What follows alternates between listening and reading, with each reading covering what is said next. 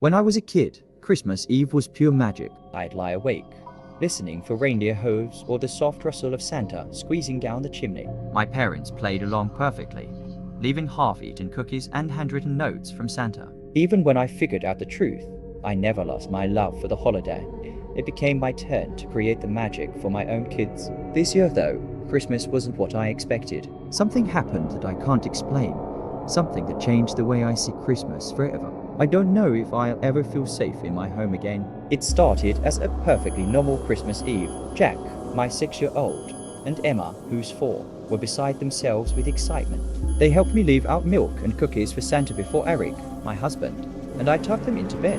Jack begged to stay up late and catch Santa in the act, but eventually, they both fell asleep. By 11 o'clock p.m., Eric and I were in the living room, arranging gifts under the tree and filling stockings. We laughed as we drank hot cocoa, proud of the magic we'd made.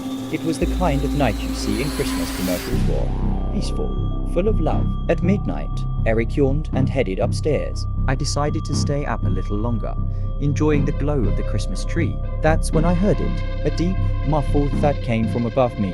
At first, I thought it was snow sliding up the roof. Then came the sound of heavy footsteps, deliberate and slow, creaking across the ceiling. My first thought was burglars, but the sound didn't match. It was too slow to deliberate.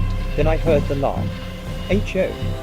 Oh, double quotes were thought it wasn't cheerful or jolly. It was deep, almost guttural, vibrating through the walls. My chest tightened, and I froze, staring at the fireplace. The fire had gone out hours ago, leaving the hearth cold and dark. The footsteps moved closer, stopping directly above the chimney. For a moment, everything was silent. Then, with a loud scrape and a heavy thud, something landed inside the fireplace.